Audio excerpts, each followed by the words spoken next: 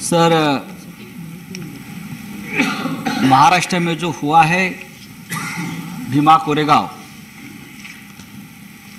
दुर्भाग्यपूर्ण है, लेकिन जिनको इतिहास की जानकारी नहीं है वो लोग ज़्यादा बोल रहे हैं। यहाँ महाराष्ट्र सरकार की भूमिका बहुत ही संयमी रही, परिस्थिति और बिगड़ सकती थी, लेकिन सरकार ने जिस भूमिका को ध्यान में देखकर जो उस वक्त किया है, मुझे लगता है वो ठीक किया है।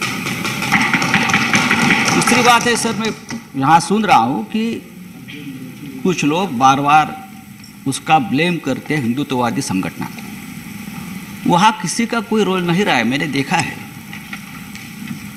पेशवा जो थे, पेशवा का संबंध कोई आरएसएस से नहीं रहा या कोई हिंदू एकता मंच से नहीं रहा।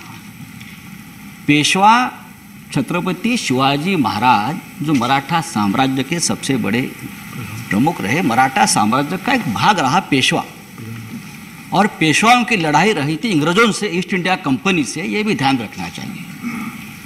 तो इस मामले में जो हुआ है, फिर एक बार जो ब्रिटिश नीति रही divide and rule, Bhima Koregaon में भी उस तरह से कोई इनविजिबल हैंड काम कर रहा था डिवाइड एंड रूल की राजनीति करने के लिए, जिसका परिणाम सिर्फ महाराष्ट्र में नहीं पूरे देश में हमको भुगतना पड़ रहा है। ठीक।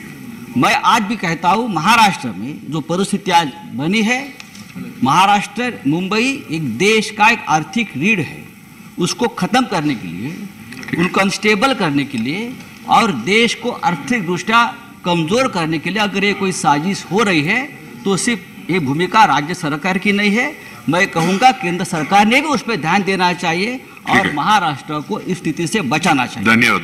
धन्यवाद श्री बलवे।